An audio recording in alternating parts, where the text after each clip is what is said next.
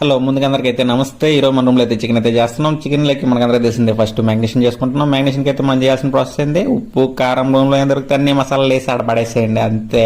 దానికి ఒక అరగంట పక్కన పెట్టామంటే తర్వాత తీసుకోవడమా, పొయ్యి వెలిగించామా, పొయ్యి మీద పెట్టి ఒక 10 to 15 minutes కొద్దిగా బాయిల్ చేసినామంటే, కొద్దిగంటే కొద్దిగా కదే కొంచెం 50% ఉడకనివ్వండి. ఆ తర్వాత అయితే మనం టమోటా ఎర్రగడ్డ మొత్తం వేసేసి దాన్ని దబా వాంచాడు వాడేసామంటే మొత్తం గుజ్జు గుజ్జు అయిపోవాలి అంతే. ఆ గుజ్జు అయిన తర్వాత మనం ఆల్రెడీ ఫ్రై చేసుకున్న చికెన్ అయితే దాంట్లోకి వేసేద్దాం.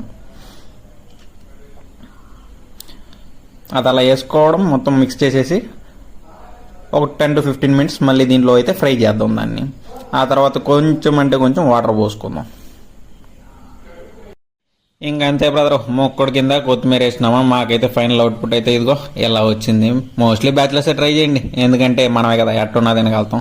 ఇంకెందుకు పోతా ఆ సబ్స్క్రైబ్ బటన్ కొంచెం కొట్టేసుకోండి.